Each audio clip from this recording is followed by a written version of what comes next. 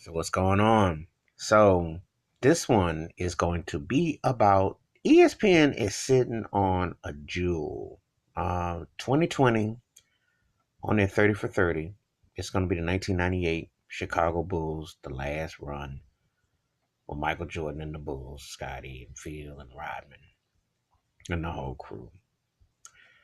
Regardless of what you think about Michael Jordan or, regardless of where you stand, you know, Jordan and the Bulls in the 90s was like the equivalent to Michael Jackson during the Thriller era to the Victory Tour because it was a spectacle and you were seeing someone at the height of what their powers and their peaks and primes doing some incredible things.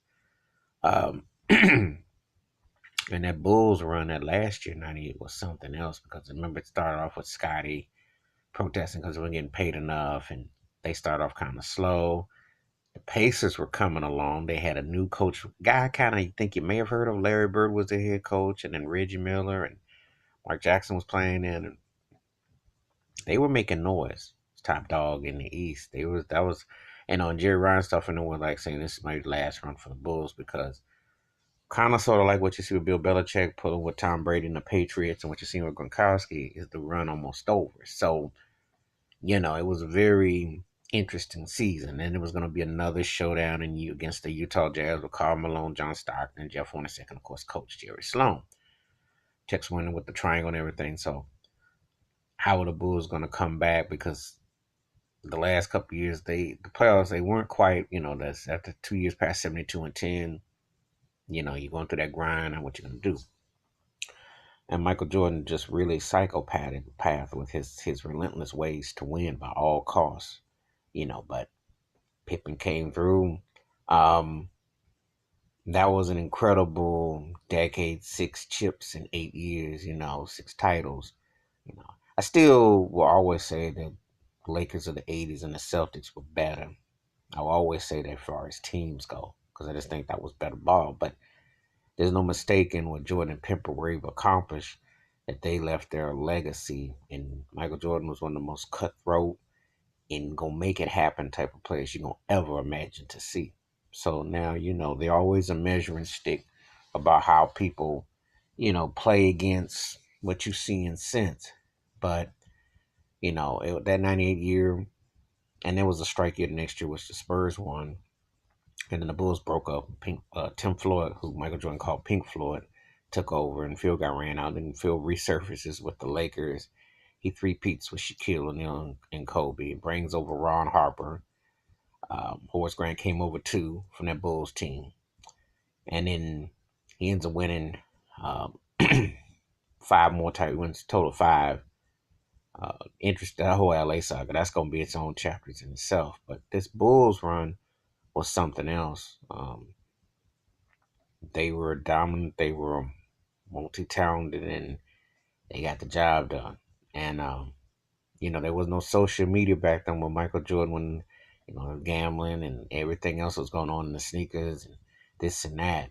But and it was kind of good because you didn't need the focus to not to be off the court. There was obviously tension. I mean, obviously, when Michael Jordan and Scotty, how they had to deal with Dennis Rodman when Rodman gave Pippen the headache back in '90 in Eastern Conference Finals and the whole. But these cats, despite the rock and roll lifestyle and the aura, larger than life personas, because Jordan and Rodman had this thing, and Pippen was kind of like Dean Martin of the situation, but he kept cool. But he had his presence, but but this alpha male, these alphas going, and what a way that they did their thing. They came up big and found a way. They always kind of found a way to emerge and overcome the storms, and so. But I don't know why ESPN gonna wait so long. I mean, it's gonna be many hours of footage and never heard scenes and things like that. But that '98 Bulls run, that's gonna be a very compelling story. The end of a legendary chapter, and inspired, influenced a great many players. And you sit back and you think to yourself, "Wow, that's been 20 years ago. That's just where did the time go?" Because that was what was happening back then. I mean, they were really on a run. Michael Jordan was top dog. You know, he was running the court. He was the endorsement. He, as far just for endorsements, he's been the gold standard. No one's gonna surpass that, regardless of what you think about him as a player in your rankings.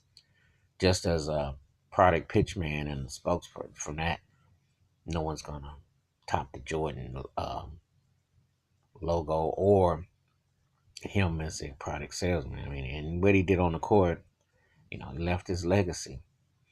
And Scotty did too, and so did Dennis Rodman and Harper and those guys. They all came up when they had to come up. So Phil Jackson, Chance one. I mean, Jerry Reinsdorf and Jerry Krause, all that Jerry Krause, all that. That was a very compelling last year when they won it in '98. That seems just like yesterday. So anyway, that's my take on ESPN's coming in 2020, 30 for 30, the Chicago Bulls at last year, '98. That should be compelling, but I think you'll wait till the summer 2020 to see that. I don't know why they're going to wait and make it 22 years when they could drop that bomb right now, because that thing, will be very compelling with never before seen behind the scenes and all that. And Michael Jordan inside the process of his mind, his thoughts, and the greatness. So that's my take on that. Feel free to leave them comments. Have a great day. Peace.